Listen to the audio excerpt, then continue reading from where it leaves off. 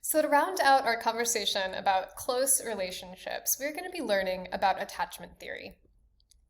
And attachment theory is a framework that really tries to understand the deep roots of our desire to be close to others. And attachment theory locates these roots in our very earliest interactions with our caregivers and assumes that the model of relationships we develop based on these really early intimate attachments actually forms a template for the kinds of relationships we experience throughout the rest of our lives. And before we get too deep into this framework and the answers that attachment theory has to offer, I want to give you a sense of what came before it. So in the 1940s and the 1950s, there were a lot of researchers that were really preoccupied with the idea of trying to explain the mother-child relationship. And many of them actually chalked up this relationship to the infant's desire to be fed.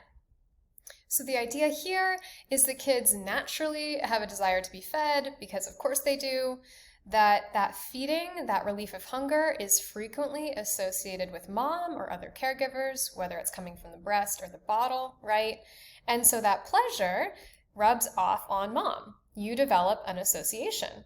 And so what might look to you like love, right? A little kid being really happy to be around mom is actually just kind of a cute cover for what's really going on, which is mom is a source of food. So John Bowlby is the forefather of attachment theory, and he thought this explanation was way too simple. He thought that these researchers were not giving little kids enough credit in terms of their social nuance and their social complexity. And he actually developed these ideas in part because of his historical context.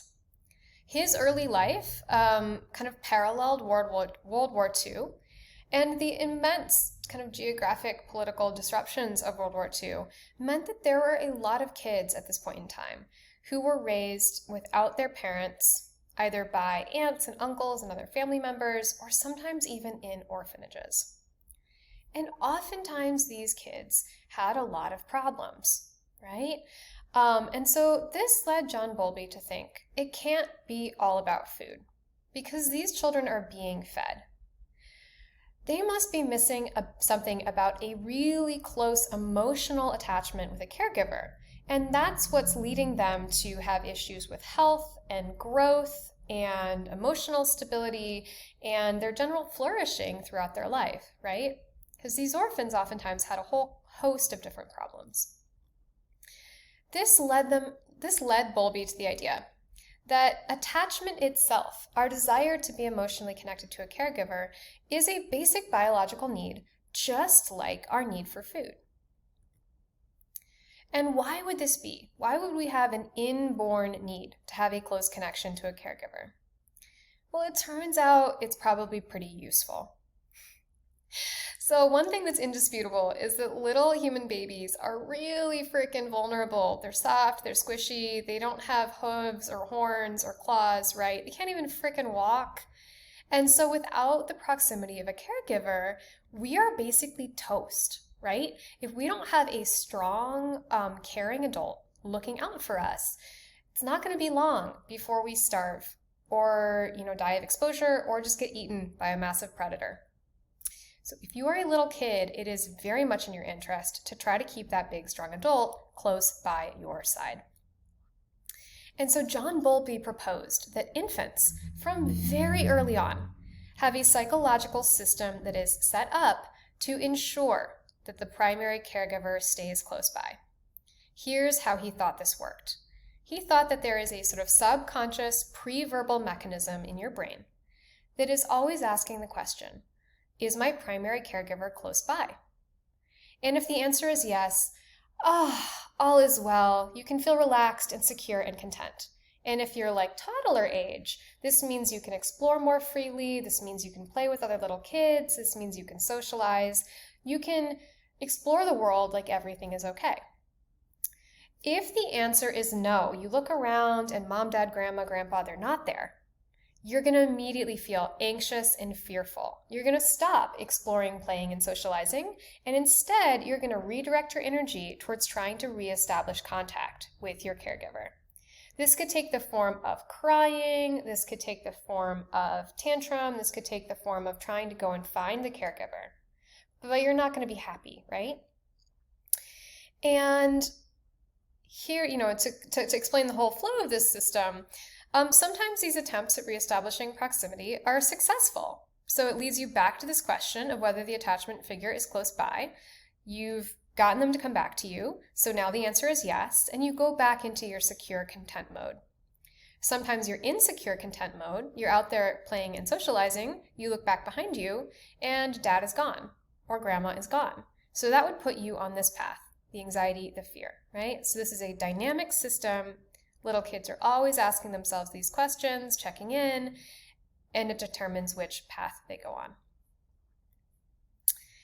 And what's interesting about this is we're always assuming babies want the caregiver close by, but there are different strategies for making sure that that can happen. The two main ways, of course, are first, probably to start wailing and thrashing and making a big fuss. That would be getting louder. But that doesn't always work, right? There are some caregivers who don't respond well to that. Let's say you have a new parent who is really overwhelmed, and their baby crying actually super stresses them out, and so they might actually leave. Or they put earplugs in, or they ignore or punish the kid, right? That won't always get a good response. And so if a kid learns that getting loud doesn't work, they might get quiet. They might learn to tamp down, to mute their signals of distress, to try to be very stoic and self-sufficient.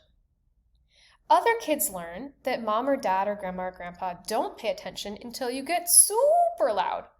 And so they learn the strategy of getting super loud, right? So kids are smart and they're going to start doing more of what works for their primary caregiver. And it turns out that once this pattern repeats itself often enough, this can actually boil down into a typical style that a kid will exhibit, and it has really profound impacts on that little kid's behavior. We're going to check out a quick example of that.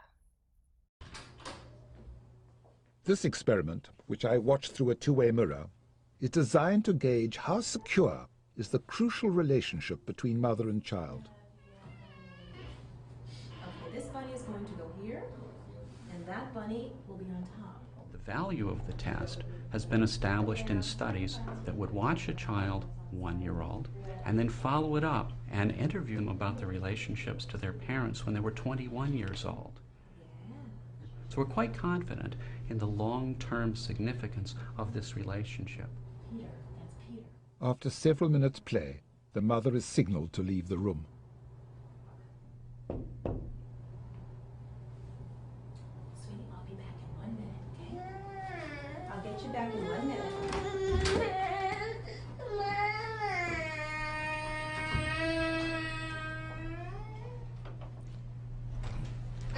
It's upsetting for you. Shame, I feel. But she'll survive. The key moment in the experiment is the child's reaction to her mother's return. Hi. Hi. It's okay. The important clue is whether the baby's able to become calmed down by the contact with the mother and get back to play. Sometimes it takes a couple of minutes. But you see, when the mother was out, she was only interested in the mother, no interest in the toys. Now she has a contact with the mother. She's beginning to show a little interest in the environment, and shortly she'll be right back with the toys where we started. So you would call this a secure one? Yes, yes. She's certainly much happier. Goes to the door following her. Now, we sent the mother right back in, but the point here is not to distress the baby. We're just trying to challenge it. The baby puts her hands to her face in a sad expression, puts her face down. When she picks her up, she keeps her head down, her arms out, and then she sits in the chair holding the baby. The baby's still sullen. He's low-keyed. So you would call this insecure attachment? Yes, insecure. He's avoidant. He's not engaging her, and it's not the reunion's not effective. And it's important to remember here that the thing that upset him was her absence. Her return should be the solution to his problem. Now this is another pattern that we see in babies who are not good at using their mother as a secure base at home. This baby is also insecure. But you'll see, we get a look at his play before the separation. The mother's left, and when she returns, she picks him up. He can't calm down. He's still upset. She offers a toy to amuse him or to comfort him or to distract him, and he slaps it away. She offers another. He slaps it away. He's angry. We call these babies resistant or ambivalent because they both want her back and yet can't use the contact. We think that the difficulty is that in the past, when he sought comfort, she's been inconsistent as to whether she's available and responsive or not. All right, so what you should have just seen is that different little kids respond differently to this strange situation. This situation of having the primary caregiver leave the room and put some stress on that kid's attachment system. Some kids react to this situation by trying to be really self-sufficient and stoic, by getting quieter and avoiding the caregiver. We call this type of child avoidant. We can tell the avoidant kids because they tend to not show strong signs of protest, not show strong signs of being upset when the parent leaves the room. Like I said, that's getting quieter. And when the parent comes back, they don't rush to the parent, cling to the parent, and try to use that parent to calm down and feel good again. In fact, they might kind of avoid them or ignore them. This is argued to be the product of parents who are consistently unresponsive to the kid's needs, and in fact probably react really poorly when the kid cries and is upset and shows distress. This means they're not sensitive to the kid's signals, or maybe they even really avoid a lot of affection or physical contact. So what is the kid going to do? The parent's not really an option for comfort, and so they have to learn how to comfort themselves. This is 180 degrees flipped from the kids who show a lot of extra anxiety in this situation. And we call this type of child anxious. We can tell who the anxious kids are because they get over the top distressed when the caregiver leaves the room, and they stay over the top distressed even when the caregiver comes back. So their system is staying in this alarmed, alerted state. They are not able to use their caregiver as a source of comfort even when he or she is back. This is argued to be the product of parents who are sometimes available and sometimes not. They sometimes come when you cry, they sometimes don't. And what this means is, if you start out trying to cry, and mom doesn't come or dad doesn't come, you get louder, right? And sometimes you finally cross that threshold, and then finally they are taking care of you. So you've been trained to keep trying and keep trying and keep trying. Sometimes this is even the product of parents who encourage their kids to be really emotional and really dependent. They don't respect the child's autonomy. And then finally, this is a relief, there are kids who actually react to the situation pretty well, and we call them secure. So they show a more balanced approach where they are distressed when the caregiver leaves, but when he or she comes back, they are able to use their caregiver's presence to calm down and relax again. And this is probably the product of parenting, where the parent is consistently responsive to the kid's needs. They're reliable, they're there. If you cry even a little bit, not the over-the-top amount, if you show even the moderate amount of distress, that's enough to get your parent to be responsive to your needs. So you don't have to go crazy overboard, right? And this is also probably reflected in a relatively affectionate, close, and respectful relationship between the parent and child. And that probably sounds pretty nice. It is pretty nice. And thankfully, most kids fall into that last category. Most kids have good, healthy parenting. They can deal with these situations pretty well. It's about 60%. The next most common is those avoidant kids who try to be really self-sufficient. They keep the caregiver at arm's length. That's 25%. And last is those anxious kids who have the inconsistent parenting that has trained them to go over the top, show extra distress, and are difficult to calm. That's 15%. So, kids are motivated to keep caregivers close. They can learn different strategies for doing that, and they modulate it to what works for their parents. And these strategies end up consolidating into broad styles. And what's interesting about that is these styles have a tendency to follow us throughout our lives. From the little kid experience of being anxious or avoidant, through your relationships with your peers, into your relationships with romantic partners in adulthood. It's not a perfect relationship, it's a correlation of about 0.3, 0.4. So, what do these styles look like in adulthood? Well, remember those kids who are over the top, highly emotionally distressed. As adults, they are more likely to really want intense closeness and intimacy. This is partly because they have a lot of worries about people rejecting them or abandoning them, right? They didn't have super responsive parents. They learned to be constantly on the lookout, and that translates into the adult relationship.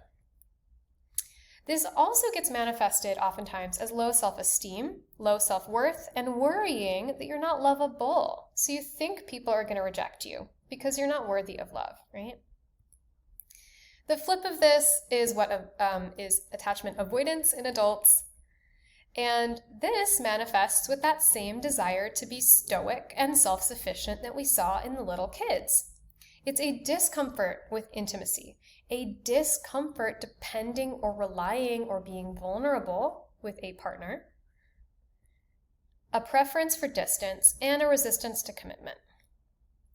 And finally, that 60% of people who have the more balanced, secure style, this tends to be reflected in both believing you're lovable, but also trusting and relying on others, the expectation that other people are generally responsive and dependable, and this nice, healthy balance between being willing to be intimate and close, but also being okay with autonomy and distance. If you'd like to learn a little bit more about these orientations, I highly recommend checking out the video, What is Your Attachment Style?, which I have linked on Moodle. So I want to round out with a couple of consequences in actual relationships that you see from these different attachment styles. And the overarching theme is that anxiously attached people tend to worry a lot about their relationships.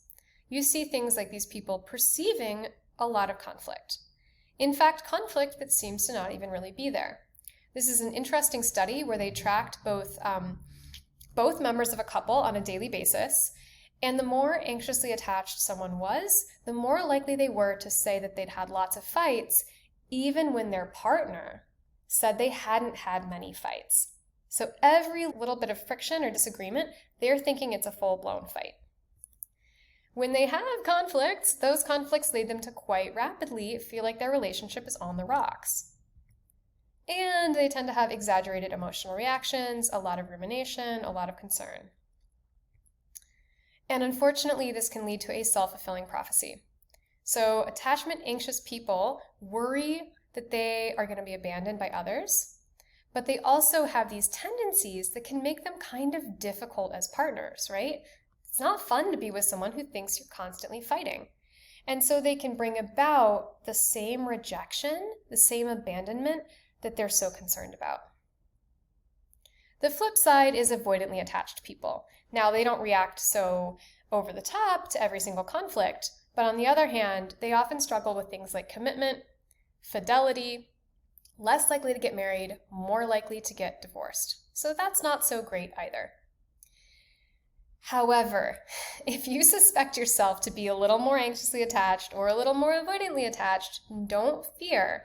It turns out we can actually heal ourselves by having really good, high-quality relationships. When people with these more insecure attachments are in responsive, loving, stable relationships, their attachment style tends to change to be more secure, which is fantastic, right? So that's it for today, and I look forward to seeing you in class.